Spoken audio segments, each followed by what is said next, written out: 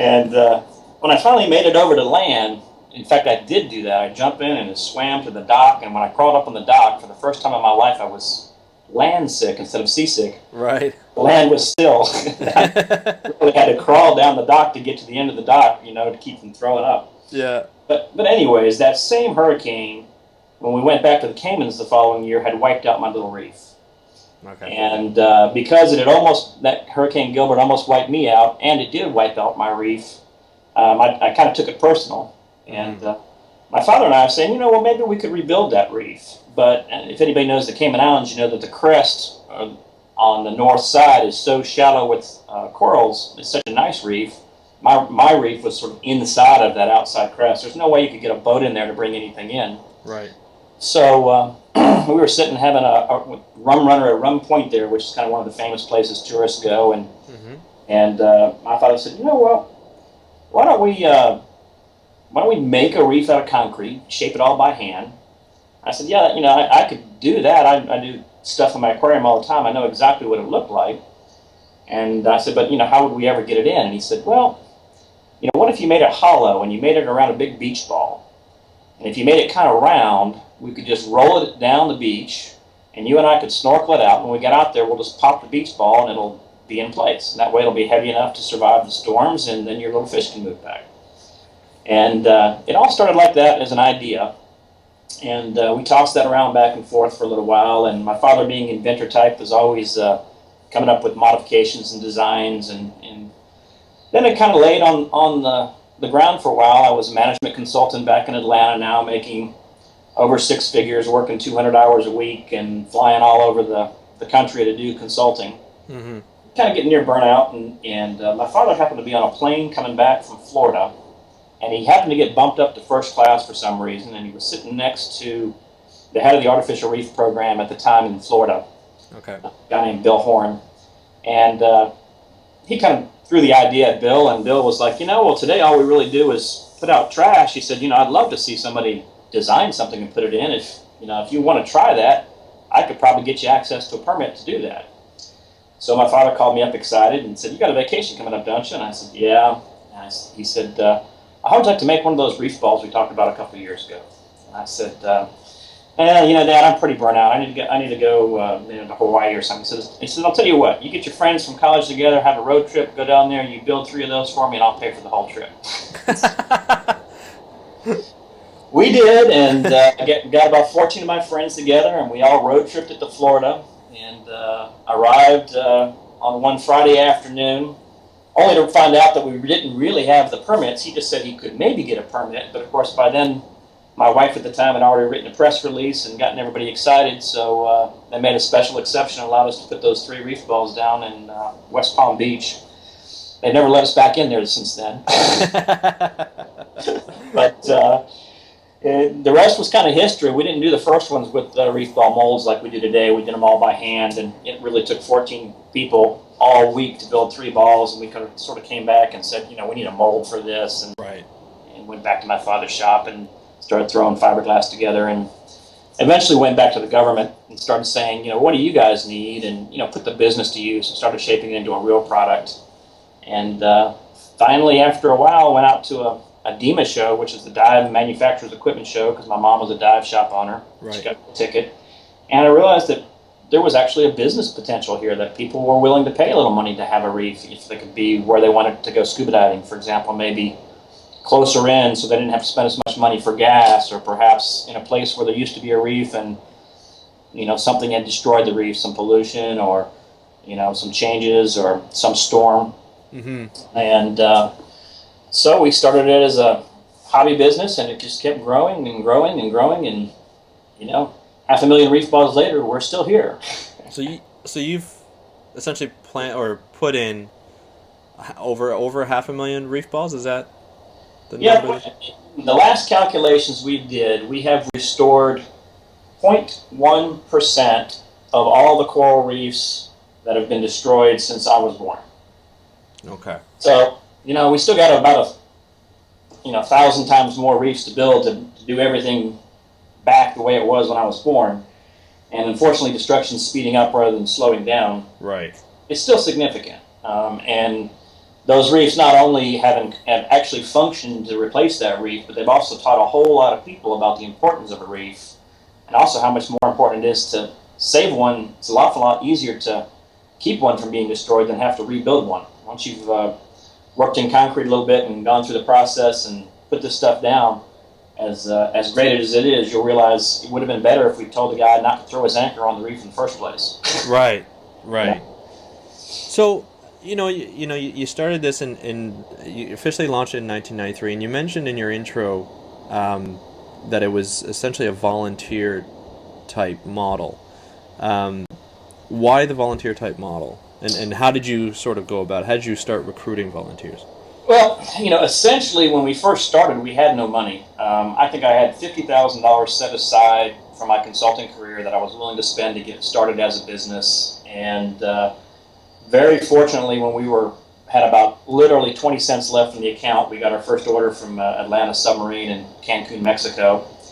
But we've always sort of been able to basically take the money from the sales of molds and installations and put it back in to keep the lights on, so to speak. But you can't afford to pay salaries, and you also can't afford to have somebody full time in where projects happen in different places at different times all around the world. Mm-hmm.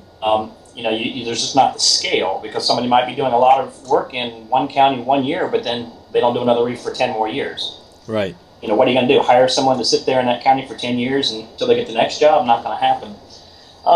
So we sort of came up with this model of volunteers, but not so much just volunteers, because volunteers needed to have a stake in this, and they needed, sometimes, like me, I needed to figure out a way to keep the lights on and keep a roof. So we started saying that basically we would I read a book in the 80s called Entrepreneuring, which was about running a business inside of a corporation.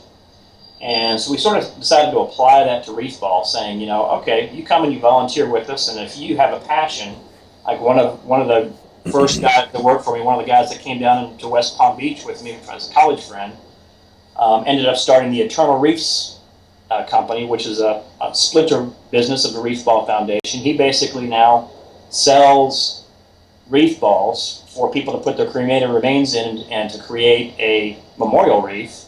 And then he donates those reef balls back to the foundation, and we're allowed to put them anywhere we want to create what we're trying to do, which is habitat. So he gets something out of it, in that he gets to earn a living doing those services for the families, and we get more reef balls. And if we judge everything by how many reef balls we can get in the water or how much habitat we can create, it allows us to have a model that is self-sustaining and grows. And it grows around each person's best skills. So, Don was really good with families, so that's what he did. And we had another lady who took off with mangroves, and we have, another team that does coral propagations and planting, and some guys that build reef balls for a living. So it allowed us to kind of keep growing. And also, these volunteers were always constantly bringing in new ideas. We'd get something from the aquarium trade, and they'd go, hey, I got this treatment here that if you dip your corals in it before you plant them on the reef balls, they won't get RTN or rapid tissue necrosis, which was a disease we were dealing with when we first propagated and planted corals on reef balls. Or this other guy would say, hey, you guys have been planting all those mangroves by hand. Well, I'm a gardener, and this is how we do it in the agricultural business, and this is way easier. And like, oh, wow, you're right. Yeah. So the ideas keep building on itself, and so the product that we started with 20 years ago, thanks to all these volunteers, is 1,000 times more advanced and more specific than it ever was, because now I have 1,000 varieties of reef balls. This one is good for this, and this one is good for that, and this one is good for the other, and now we know which works where, and it just keeps getting better that way. Right. So essentially these volunteers were volunteers for the Reef Ball Foundation. However, they still made a living with how they either sold the reef ball or made the reef ball through outside clients. Well, some did and some didn't. Okay. Some volunteers come and they just volunteer for a week or two. Maybe they have a job as an accountant. Maybe they come, once every couple of years to a project and just develop their skill sets. And some of them may, come and say, this is so much fun. I want to do this forever. But, I've got a mortgage. How can I pay that? And we say, well, let's see if you can figure out a way to make your own money within the umbrella of the foundation, so to speak. Right. So I wouldn't say that every volunteer comes and starts a business, Right. By far, 99% of them just come and volunteer and leave something better, and some just go back and help us get donations or help us on very specific projects. We have a lot of volunteers that just love Sarasota, Florida, and whenever there's a project there, they help out. Right. People that like to travel, and some that just care about the corals, some just care about fishing, some just care about diving. Everyone's got their own passion. Right. And we try to put the right volunteers and the right teams together so that whoever's trying to get something accomplished has 400 people around the world with 400 different skill sets, and they can pick and choose and say, okay, now we have a project, and we're going to do it here, but we don't have a photographer. Do you have any photographers on staff? Right. So all our volunteers, who's a good underwater photographer? And oh, by the way, this particular project's in 50-degree water. Who's got a dry suit and is a photographer? Right. And find that. Okay. And, so that's kind of part of the mode of how it all works. It's very flexible. Okay, and a lot of these volunteers, do they come out more than once a year, or do they recur every year, or every other year? Like, is it more of a built-up community? Yeah, well, okay, just to get into the specific volunteer program, how we've got it, there's 5 different tracks of knowledge you can have, and one might be building a reef ball, one might be deploying a reef ball, one might be planting corals on a reef ball, one might be monitoring reef balls, one might be red mangrove planting. And then within each of those different specialties, there's 5 levels of knowledge that a volunteer can get. From level 1 basically means they've been to see a project, and somebody with some knowledge has taught them a little bit about what the purpose of that track is. Level 2 is they actually go to a project and they actually volunteer. Level 3 is they have gone to multiple projects and have volunteered in that track. Level 4 requires testing, and then level 5 has to be bestowed by the board of directors. So people, and you can be at different levels in different tracks. So typically people will come a first time to get that idea. Do I like this? Do I like going to, Hawaii, but then spending all day building concrete? Some people love it, some people don't. So a lot of people will come and just volunteer once and maybe find it's not for them. It's too much work, or, maybe they're not comfortable with their scuba skills or whatever it is. Maybe they'll switch tracks. And sometimes people will keep coming back their whole lifetime, and the higher a level they get in terms of the levels, like by the time you're at level 3, typically when you come on a trip, the Reefball Foundation will pick up your hotel and your airfare and your expenses. By the time you get to level 4, oftentimes you'll even get a stipend. Right. And sometimes at level 5, they actually get paid money to come do this stuff. If it's an oil company that's doing a mitigation, they may be more than happy to pay some experts to come out and do the project for them. Okay. And sometimes there's a mix. Sometimes the experts are being paid, and the volunteers are just adding extra hands to get experience. Yeah. And typically, if it's really beautiful, if it's the Four Seasons Resort in the Caribbean, and they're asking us to come down and plant some corals, even the experts may have to pay their own way to get on that one. Of course, yeah. If it's the middle of Saudi Arabia in the hot desert in the summertime, maybe even the level 1 volunteer is getting paid to be there. Right.